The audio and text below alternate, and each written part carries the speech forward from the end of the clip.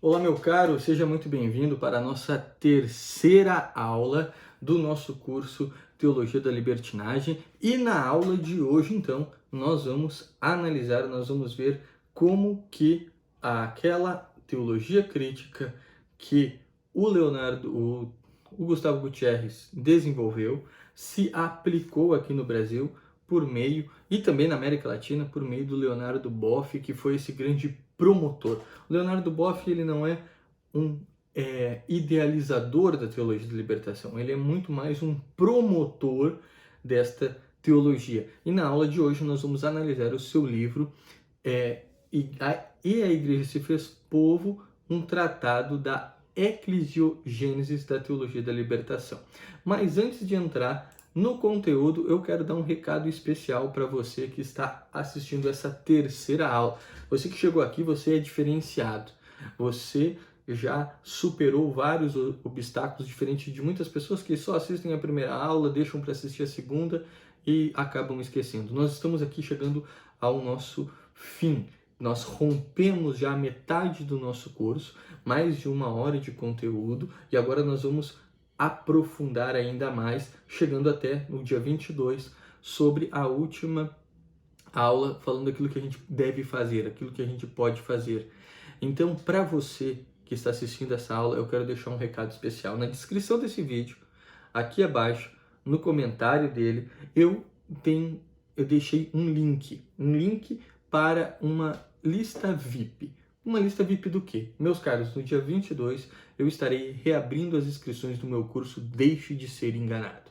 Um curso onde você tem mais de 150 aulas, mais de 20 módulos, mais de 60 horas de conteúdo com um preço especial para aqueles que se inscreverem aqui nesta turma. São mais de 2.000 e poucos alunos nesse curso. Nós temos aí inúmeros testemunhos, nós temos inúmeros depoimentos de pessoas que se converteram, protestantes que se converteram, maçons que se converteram, de gente que conseguiu educar melhor os seus filhos, de conseguir dar uma melhor catequese por conta do trabalho deste curso. Que o quê? É um curso onde a gente vai desconstruindo todas as mentiras contra a igreja, desde as mentiras contra Cristo até as mentiras atuais do século XX, dizendo que a igreja ela é a favor do nazismo e coisas do tipo.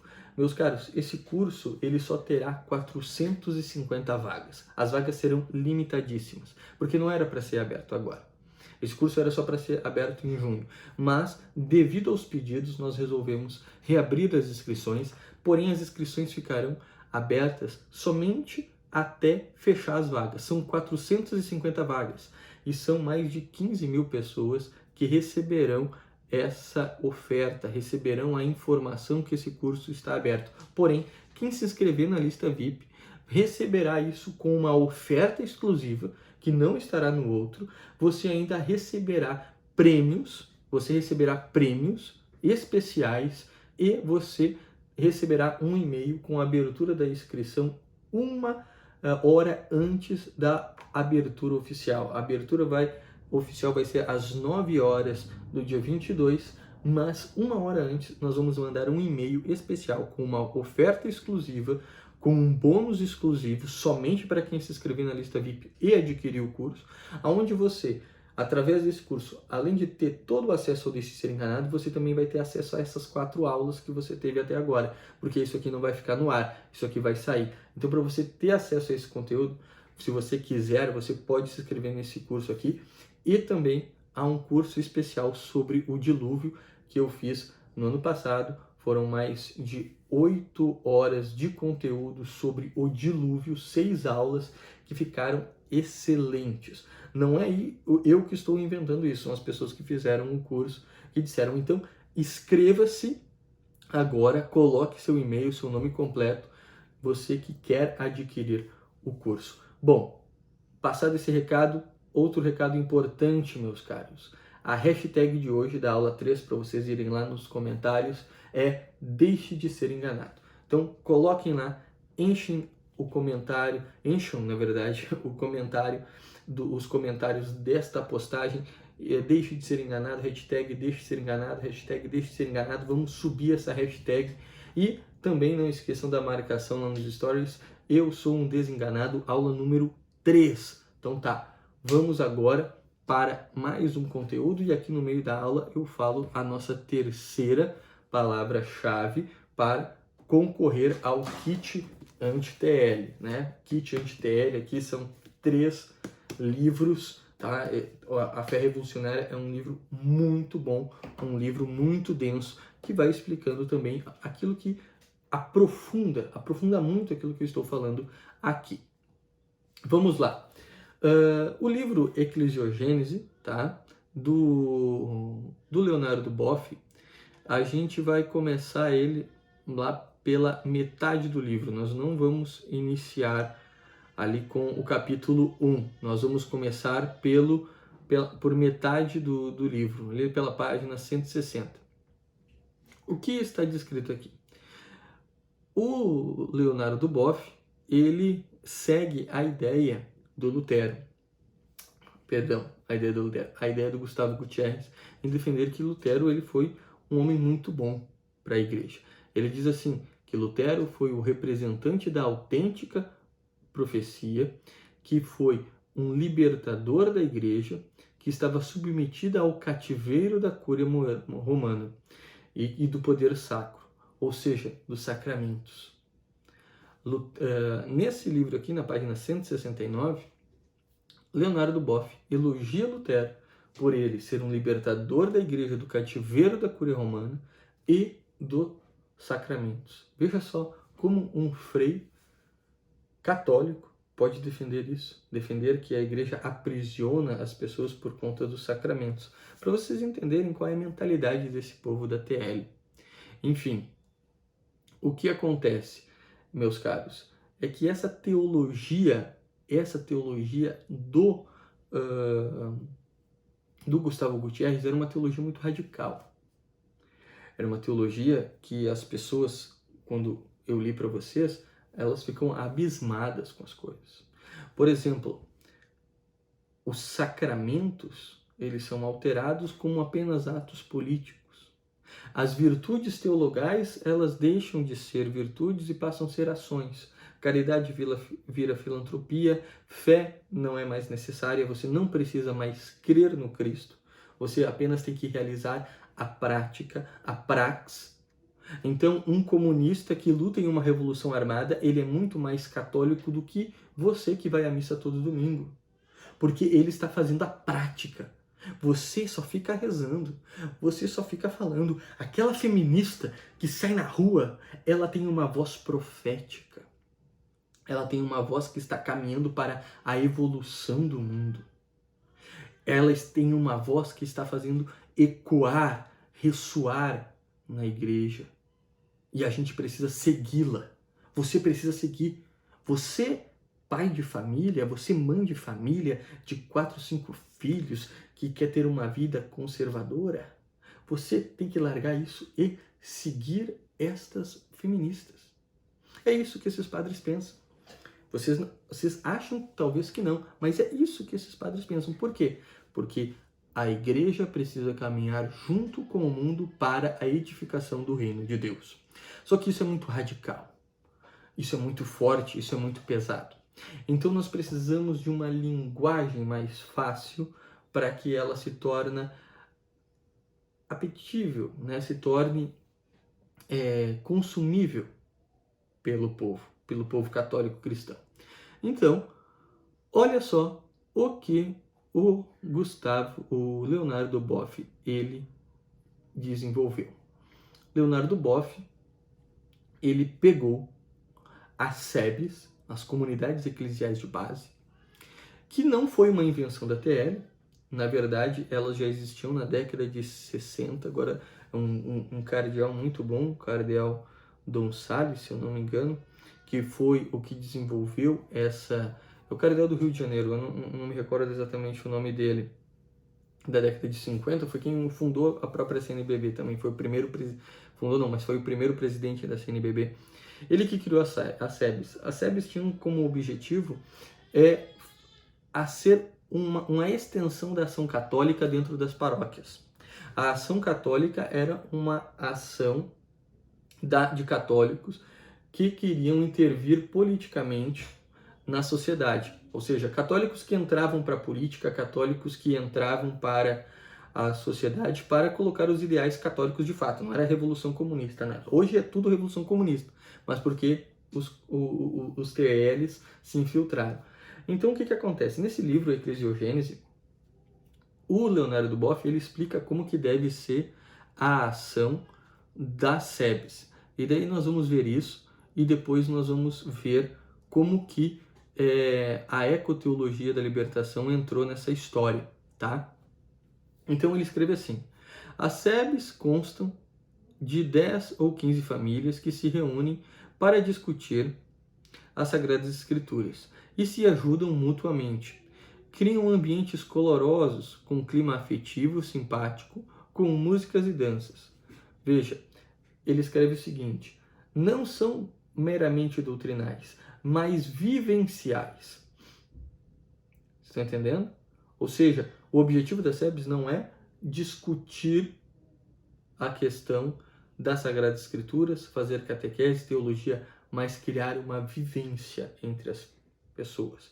Em outras palavras, criar um vínculo primário. E vocês vão ver como isso é importante para a teologia de libertação e isso que fomentou que eles estivessem tão fortes. Não estão mais fortes nas capitais, mas nos interiores, nas regiões indígenas, nas regiões quilombolas, nas regiões mais retiradas, ainda as SEBs elas estão muito presentes.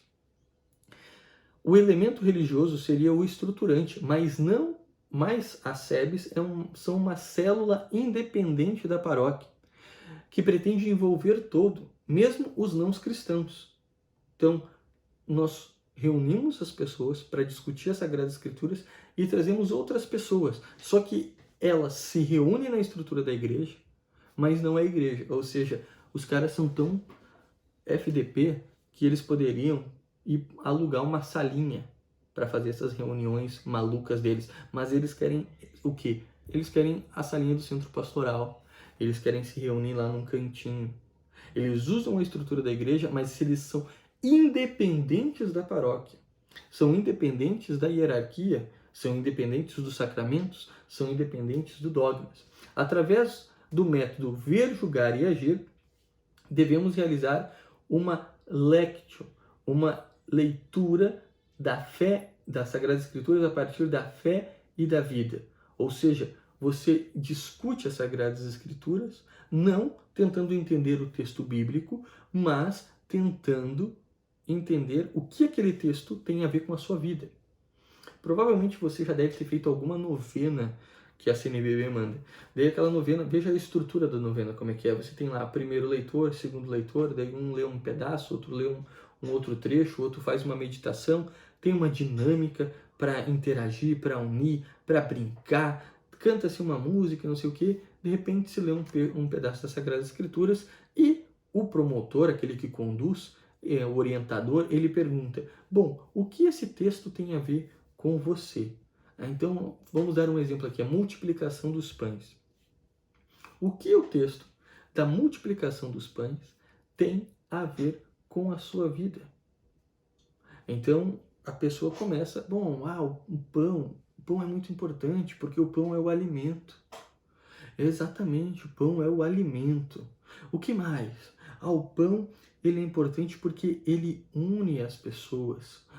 Interessante, né? A comida, a ceia, a casa, a mesa une as pessoas. O pão é importante porque ele faz um elemento de transformação. Ele pega uma semente do trigo que vira farinha, que vira pão. Uau!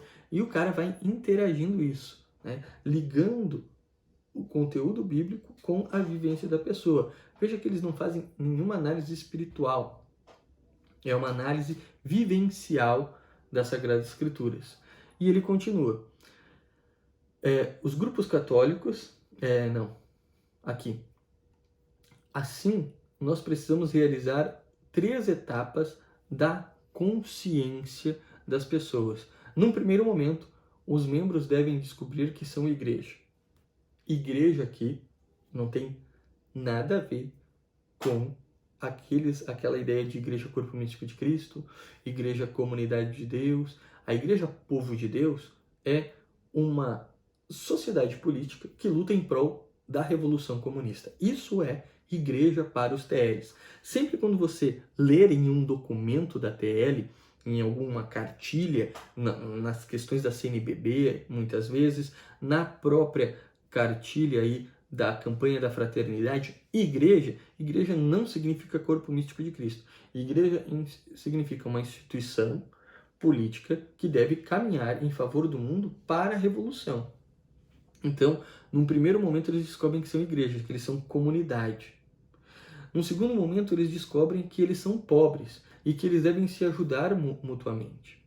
E num terceiro momento, eles devem descobrir os mecanismos da sociedade e adquirindo uma consciência de que eles são pobres, marginalizados, excluídos por culpa da sociedade e que eles precisam lutar contra um sistema injusto e uma classe privilegiada.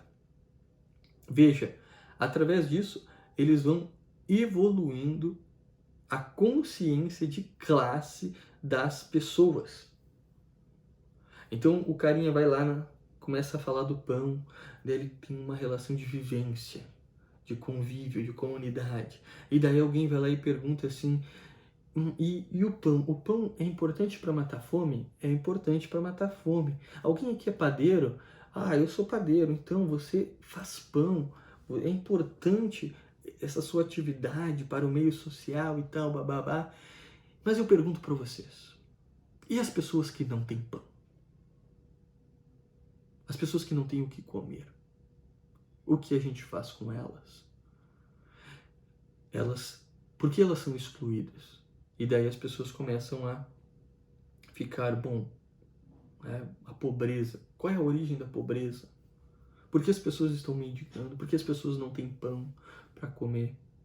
Por conta de uma classe injusta, opressora, que nos oprime, que nos obriga a viver assim, sem liberdade, sem acesso às coisas. Veja, aqui eles estão incutindo na pessoa um espírito revolucionário.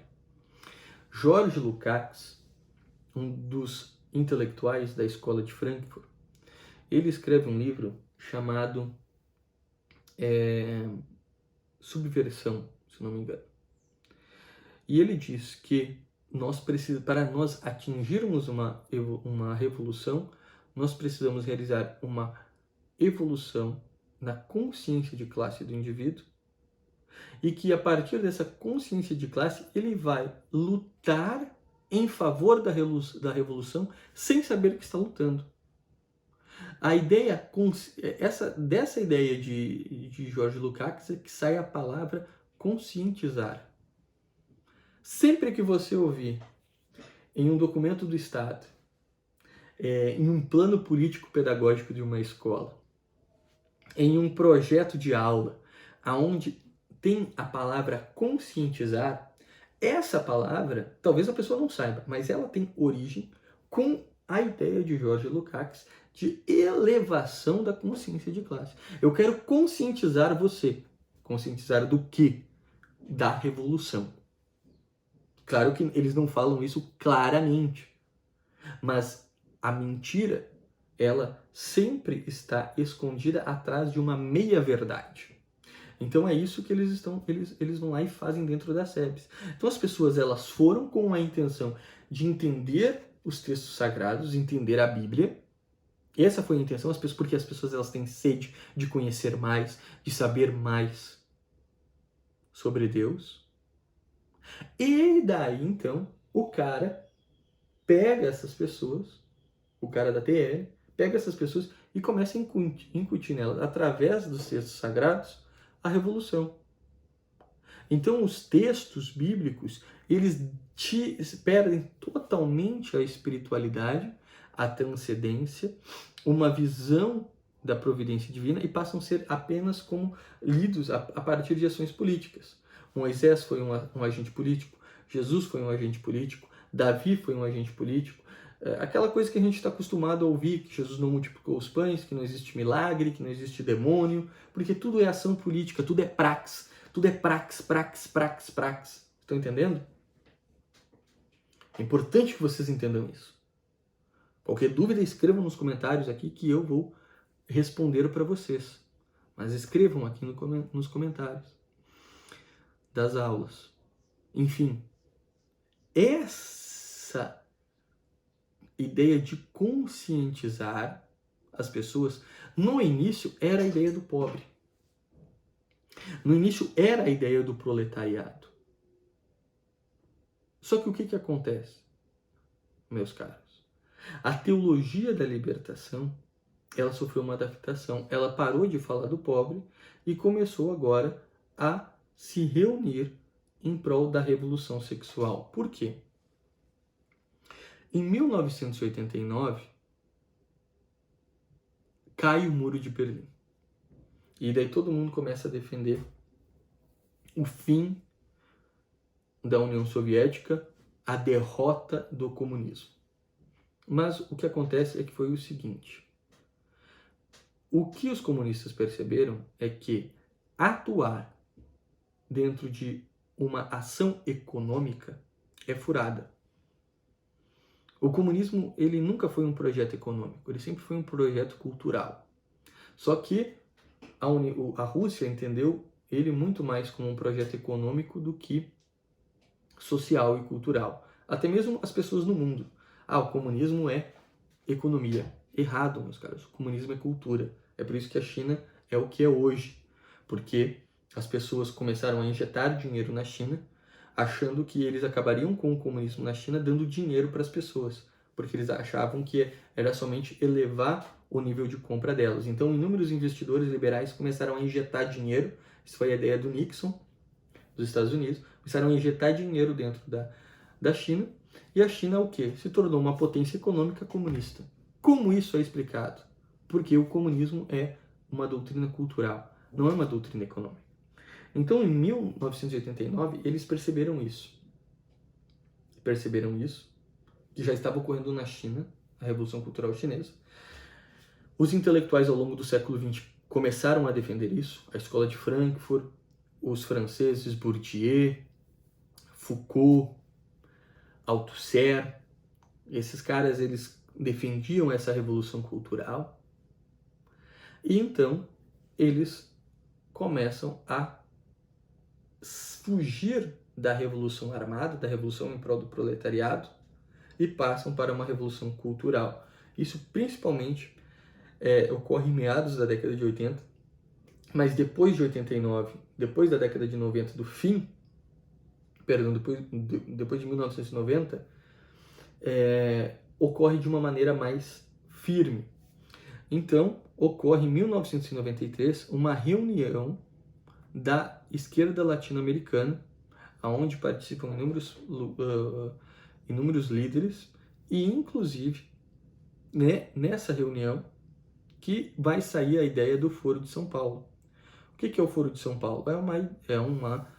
Um grupo de união da América Latina da maneira que eles poderiam adotar um foco cultural para tomar o poder, seguindo a ideia da social-democracia. Inclusive, o Foro de São Paulo foi financiado pelo Partido Democrata americano. Então, esse pessoal, eles perceberam que eles precisavam agir em prol da cultura e começam a se aliar à revolução sexual. Eu estou aqui sendo bastante sucinto, porque se a gente fosse parar, a gente teria que fazer um curso de sei lá quantas aulas só sobre isso, só como ocorreu essa estratégia de mudança, a interferência das fundações, Fundação Ford, Fundação Rockefeller, os movimentos feministas que serviram como uma cobaia para essa ideia, né? Então agora a Revolução Comunista começou a chamar a feminista, a chamar o gay, a chamar o negro para fazer revolução, seguindo aquela ideia de Gramsci, só que de uma maneira muito mais aprofundada dentro das ideias da Escola de Frankfurt. Gramsci não é o único cara da Revolução Cultural. Ele é apenas um de dezenas de autores. Os piores são os da escola de Frankfurt, como eu disse, George Lukács, Karl Korsch, Felix Weil, outros pensadores da escola de Frankfurt, o próprio Foucault saiu da escola de Frankfurt, o próprio Bourdieu, os idealizadores da revolução sexual, dos movimentos feministas, eles aprenderam com os intelectuais da escola de Frankfurt. E isso entrou dentro da teologia. Então, eles perceberam que precisava fazer isso. Vendo isso, a teologia da libertação ela também seguiu esse passo. Até o final da década de 80, eles ainda defendiam essa ideia do proletariado. A partir da década de 90, eles começam a lutar em favor do oprimido que não se altera. Por quê? Porque, meus caros, defender o pobre é um problema. O próprio Lula já confessou isso. O Lula disse assim: eu fiz o pobre andar de avião, eu fiz o pobre viajar para o exterior, eu fiz o pobre poder comprar sua casa. Ou seja, o pobre deixou de ser pobre e se tornou classe média. E aí, em 2015, naquela famosa palestra da Chauí, onde ela diz que ela odeia a classe média, ela estava se referindo a isso, a essa mudança de que não adianta lutar pelo pobre, porque o pobre, ele, ao lutar em favor dele, você faz com que ele enriqueça e ele deixe de ser pobre. Então não tem como você lutar contra um oprimido que se altera, em favor de um oprimido que se altera. Qual é o oprimido que não se altera? É a mulher, é o negro, é o gay e principalmente a ecologia. A ecologia, a natureza, ela é a mais oprimida e é que ela é inalterável. Você não tem como, ela sempre vai ser oprimida. Tanto é que tem teólogos da libertação que defendem que a igreja, que defendem que o homem, ele é um vírus no mundo, que precisa ser destruído, que precisa ser dizimado, que precisa ser apagado. A palavra-chave de hoje, tá, é ecofeminismo. A palavra-chave de hoje, ecofeminismo. Então prestem bastante atenção que eu falei agora a palavra-chave, ecofeminismo. Fecha aqui.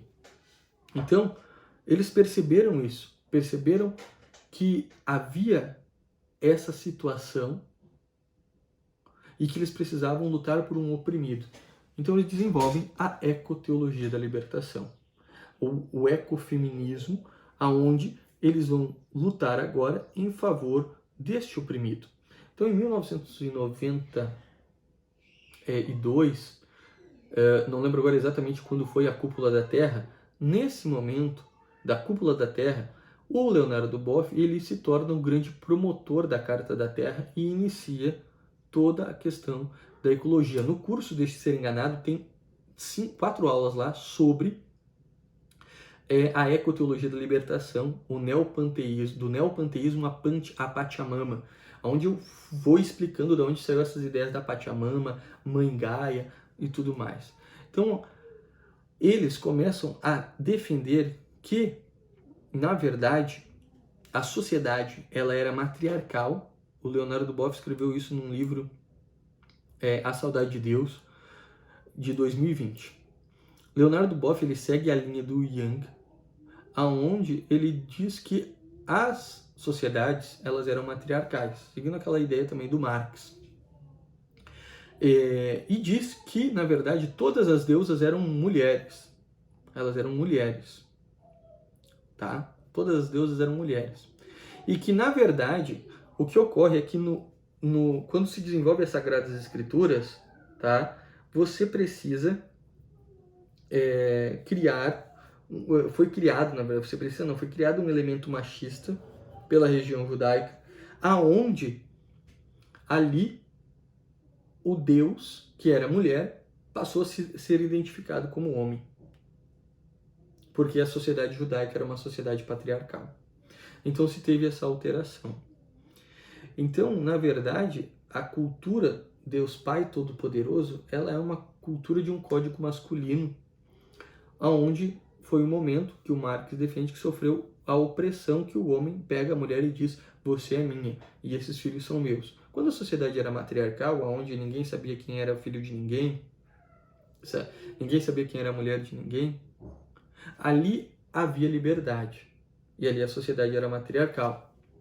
Abre aspas. O Império Romano, ele proibia os escravos de ter família. Por quê?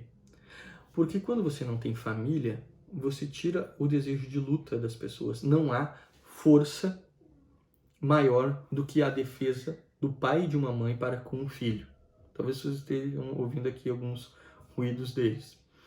Mas não há maior defesa no mundo do que a defesa de um pai e de uma mãe em prol a defesa de um filho, em prol a um filho. Quando você retira a família, você tira essa força. Então, destruir a família é destruir a força das pessoas. E isso o Império Romano já tinha percebido fazendo com os escravos. Os caras defendem que isso é liberdade. Que não ter família é liberdade. Quando, na verdade, isso é escravidão. Percebam a maneira diabólica dessas questões, dessas ideias. Eles querem fazer com que a gente se torne escravos do pecado, escravos do demônio. Isso é diabólico. Esses caras aqui, eles não são inocentes. Eles não estão falando isso porque eles querem algo bom. Não, porque eles estão seguindo uma ideia diabólica. Da mesma forma que o Espírito Santo nos inspira, o demônio inspira essas pessoas a defender esse tipo de ideia. Leonardo Boff é um, Gustavo Gutierrez é outro, Karl Rahner é outro, e a gente não precisa ter medo de falar isso. Nós precisamos entender como isso é uma ideia diabólica para que a gente lute, faça alguma coisa. Então ele defende isso, defende que a sociedade inteira foi matriarcal, que Deus, na verdade, é mãe, e que você dizer Deus Pai Todo-Poderoso, na verdade, isso é um código patriarcal masculino que você precisa destruir. Você precisa acabar com essa ideia de teologia masculina e lutar em favor de um novo paradigma da teologia feminina, a deusa mãe ou a deusa mãe pai. E nessa ideia aqui, nesse livro, o Leonardo Boff ele defende a ideia da teologia gay. Ele começa a desconstruir o homem. Ele diz o seguinte: Jesus, ele era homem, mas ele se mostrava sensível ao todo, a todo feminino. Ele era um modelo de masculinidade, mas que estava ligado a uma visão feminina. Em outras palavras, ele era o que hoje o pessoal quer defender como masculinidade líquida ou fluida. Ou seja, você é hétero, mas você não é tão hétero. E nesse livro, ele defende, através de evangelhos apócrifos, que Jesus teve relações sexuais tanto com Maria Madalena, como também com São João Batista. Veja a gravidade do que ele está falando aqui. A gravidade disso. E ele defende isso claramente no seu livro. Defende essas ideias. E agora eles querem botar essas ideias dentro da campanha da fraternidade para que isso se espalhe e já vá iniciando as ideias da consciência. A elevação da consciência. Então você precisa entender que isso é da igreja. Lembra lá das SEBs que eu falei no início da aula? Isso é uma coisa da igreja. Isso é uma ação da igreja. Depois você vai ligando isso a um espírito de comunidade, de luta. E depois você luta contra os opressores. Então a campanha da fraternidade desse ano, ela está seguindo uma cartilha revolucionária, meus caros. Isso não foi à toa. Isso não foi por acaso. Isso teve um objetivo muito claro de quê? De ir preparando a mentalidade das pessoas para aquilo que vai vir ainda. E se nós não fizermos nada, continuarmos vivendo como nós vivemos hoje, achando que a teologia da libertação morreu, que não precisa fazer nada, que ela na verdade até tem um fundo bom, nós vamos ver a igreja toda entrando em uma apostasia gigantesca. Você precisa fazer alguma coisa. E é na aula de amanhã que eu vou falar sobre isso. O que nós podemos fazer? como desenvolver uma resistência intelectual e psicológica para formar grupos e lutar contra a teologia da libertação. É isso aí, meus caros. Não esqueçam a hashtag, né, Deixe de Ser Enganado, lá nos comentários da aula 3. Vão lá nos comentários, comentem. Deixe de ser enganado, deixe de ser enganado, deixe de ser enganado, para concorrer ao sorteio, ao kit. Não esqueçam do print e também não esqueçam da palavra-chave, que é ecofeminismo, tá bom? Palavra-chave de hoje, ecofeminismo. Então, a nossa terceira palavra-chave. É isso aí, meus caros. Um forte abraço. Deus abençoe. Fiquem com Deus. E também, lembrando, não esqueçam da lista VIP, quem se interessou. Até a próxima aula de segunda-feira do dia 22. Espero por você.